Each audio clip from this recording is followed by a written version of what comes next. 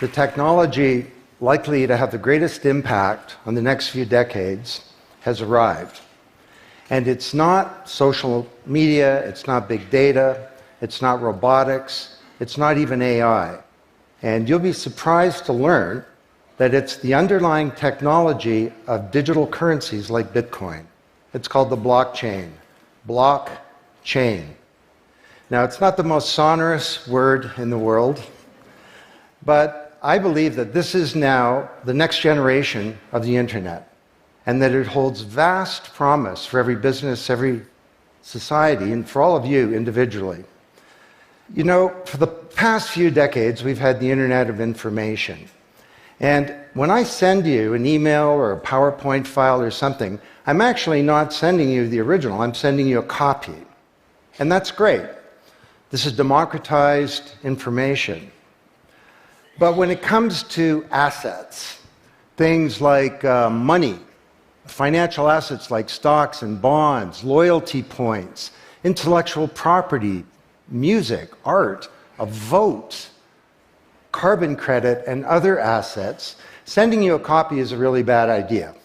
If I send you $100, it's really important that I don't still have the money and that I can't send it to you.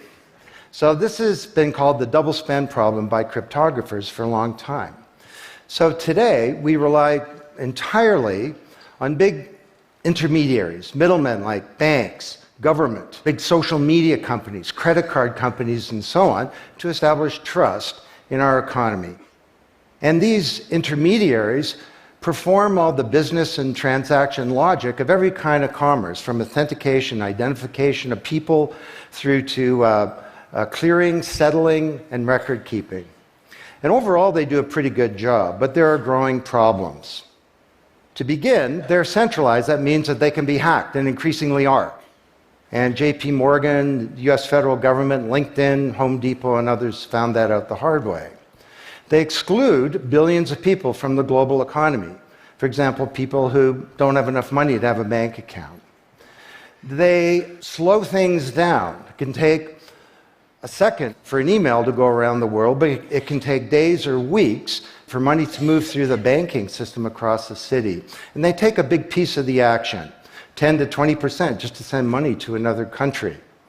They capture our data, and that means that we can't monetize it or use it to better manage our lives. And our privacy is being undermined. And the biggest problem is that overall, they've appropriated the largesse of the digital age asymmetrically. And we have wealth creation, but we have growing social inequality.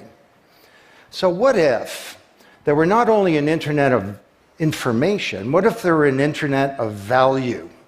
Some kind of vast, global, distributed ledger running on millions of computers and available to everybody, and where every kind of asset, from money to music, could be stored, moved, transacted, exchanged, and managed, all without powerful intermediaries.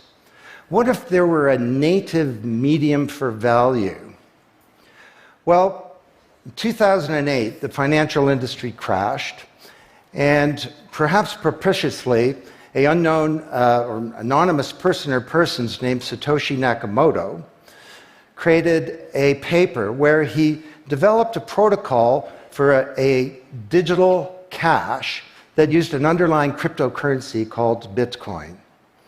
And this cryptocurrency enabled people to establish trust and do transactions without a third party. And the seemingly simple act set off a spark that's ignited the world, that has everyone excited or terrified or otherwise interested in many places. Now, don't be confused about Bitcoin, okay? Bitcoin is an asset. It goes up and down, and that should be of interest to you if you're a speculator. More broadly, it's a cryptocurrency. It's not a fiat currency controlled by a nation state, and that's of greater interest. But the real pony here is the underlying technology. It's called blockchain. So, for the first time now in human history, people everywhere can trust each other and transact peer-to-peer. And trust is established not by some big institution, but by collaboration, by cryptography, and by some clever code. And because trust is native to the technology, I call this the trust protocol. Now you're probably wondering, well, how does this thing work? Fair enough. Assets, digital assets like money to music and everything in between, are not stored in a central place, but they're distributed across a global ledger using the highest level of cryptography. And when a transaction is conducted, it's posted globally across millions and millions of computers. And out there around the world is a group of people called miners. These are not young people, they're Bitcoin miners. And they have massive computing power at their fingertips, 10 to 100 times bigger than all of Google worldwide. And these miners do a lot of work. And every 10 minutes, kind of like the heartbeat of a network, a block gets created that has all the transactions from the previous 10 minutes. And then the miners get to work trying to solve some tough problems. And they compete. And the first miner to find out the truth and to validate the block is rewarded in digital currency, in the case of the Bitcoin blockchain with Bitcoin. And then, this is the key part, that block is linked to the previous block and the previous block to create a chain of blocks, and everyone is time-stamped, kind of like with a digital wax seal. So if I wanted to go and hack a block and say, pay you and you with the same money, I'd have to hack that block, plus all the preceding blocks, the entire history of commerce on that blockchain, not just on one computer, but across millions of computers simultaneously, all using the highest levels of encryption in the light of the most powerful computing resource in the world that's watching me. Tough to do. And this is infinitely more secure than the computer systems that we have today. Blockchain, that's how it works. So the Bitcoin blockchain is just one. There are many. The Ethereum blockchain was developed by a Canadian named Vitalik Buterin. He's 19 years old. And this blockchain has some extraordinary capabilities. One of them is that you can build smart contracts. It's kind of what it sounds like. It's a contract that self-executes. And the contract handles the enforcement and the management, performance, and payment. The contract kind of has a bank account, too, in a sense, of agreements between people. And today, on the Ethereum blockchain, there are projects underway to do everything from create a new replacement for the stock market to create a new model of democracy where politicians are accountable to citizens. So, to understand what a radical change this is going to bring, let's look at one industry, financial services. You recognize this? Rube Goldberg machine. It's a ridiculously complicated machine that does something really simple, like crack an egg or shut a door. Well, kind of reminds me of the financial services industry, honestly. I mean, you tap your card in the corner store, and a bit stream goes through a dozen companies, and each with their own computer systems, some of them being 1970s mainframes, older than many of the people in this room. And 3 days later, a settlement occurs. Well, with a blockchain financial industry, there would be no settlement because the payment and the settlement is the same activity. It's just a change in the ledger.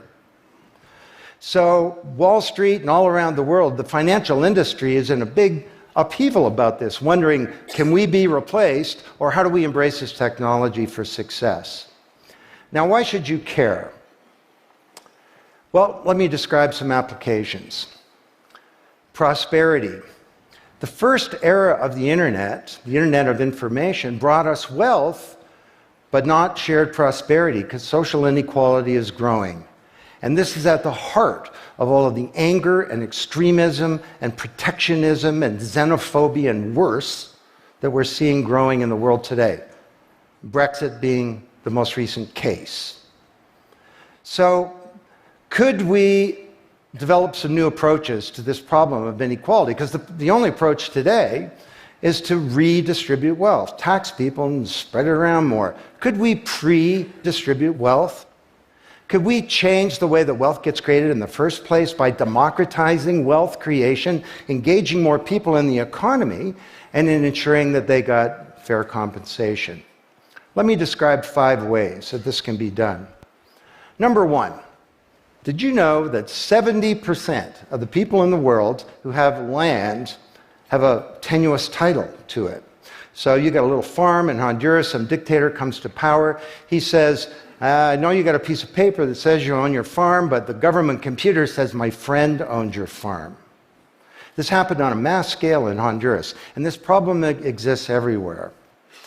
Hernando de Soto, the great Latin American economist, says this is the number 1 issue in the world in terms of economic mobility, more important than having a bank account. Because if you don't have a valid title to your land, you can't borrow against it, and you can't plan for the future. So today, companies are working with governments to put land titles on a blockchain. And once it's there, this is immutable. You can't hack it. This creates the conditions for prosperity for potentially billions of people. Secondly, a lot of writers talk about Uber and Airbnb and TaskRabbit and Lyft and so on as part of the sharing economy. This is a very powerful idea that peers can come together and create and share wealth. My view is that these companies are not really sharing. In fact, they're successful precisely because they don't share. They aggregate services together and they sell them. What if rather than Airbnb being a $25 billion corporation, there was a distributed application on a blockchain, we'll call it Airbnb, and it was essentially owned by all of the people who have a room to rent. And when someone wants to rent a room, they go onto the blockchain database and all the criteria sift through, help them find the right room, and then the blockchain helps with the contracting, it identifies the party, it handles the payments, just through digital payments are built into the system, and it even handles reputation, because if she rates a room as a 5-star room, that room is there, and it's rated, and it's immutable. So the big sharing economy disruptors in Silicon Valley could be disrupted, and this would be good for prosperity. Number 3, the biggest flow of funds from the developed world to the developing world is not corporate investment, and it's not even foreign aid. It's remittances. This is the global diaspora, people who've left their ancestral lands, and they're sending money back to their families at home. This is $600 billion a year, and it's growing, and these people are getting ripped off. Annalie Domingo is a housekeeper, and she lives in Toronto, and every month she goes to the Western Union office with some cash to send her remittances to her mom in Manila. It costs her around 10%. The money takes 4 to 7 days to get there. Her mom never knows when it's going to arrive. It takes 5 hours out of her week to do this. 6 months ago, Annalie Domingo used a blockchain application called Abra. And from her mobile device, she said $300 went directly to her mom's mobile device without going through an intermediary.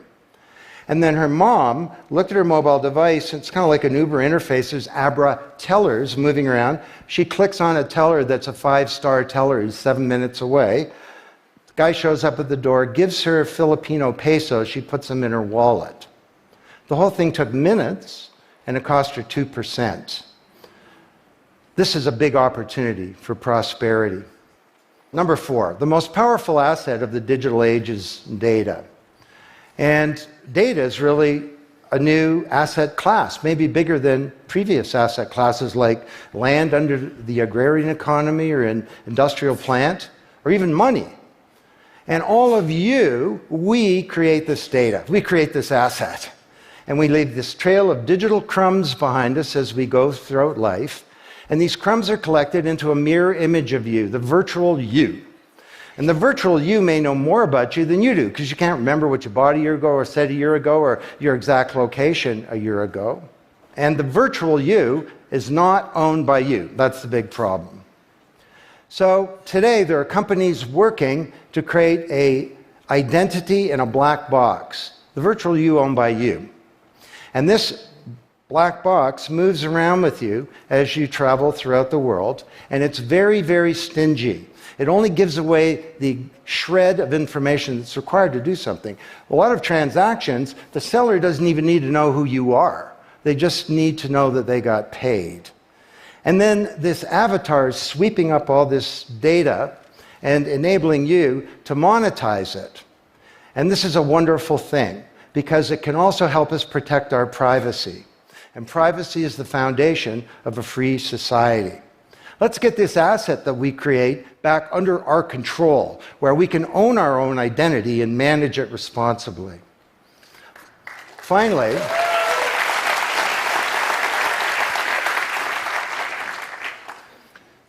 number 5, there are a whole number of creators of content who don't receive fair compensation because the system for intellectual property is broken. It was broken by the first era of the internet. Take music.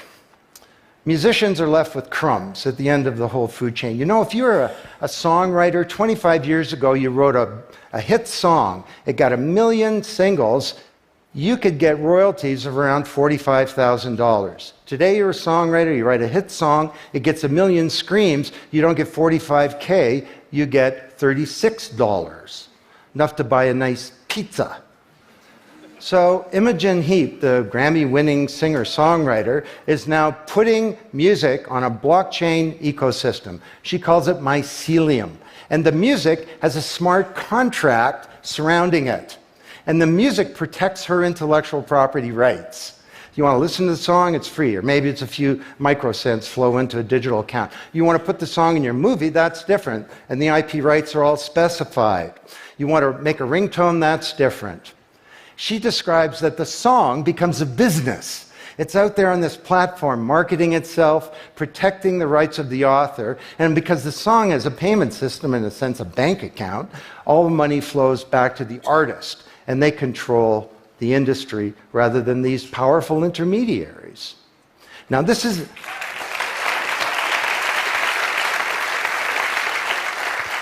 not just songwriters, it's any creator of content, like art,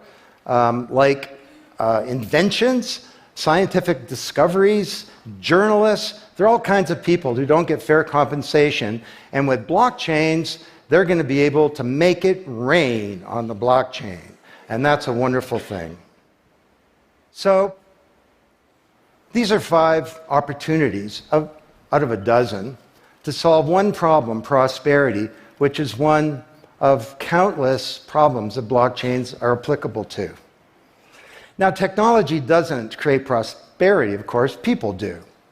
But my case to you is that, once again, the technology genie has escaped from the bottle, and it was summoned by an unknown person or persons at this uncertain time in human history, and it's giving us another kick at the can, another opportunity to rewrite the economic power grid and the old order of things, and to solve some of the world's most difficult problems, if we will it. Thank you.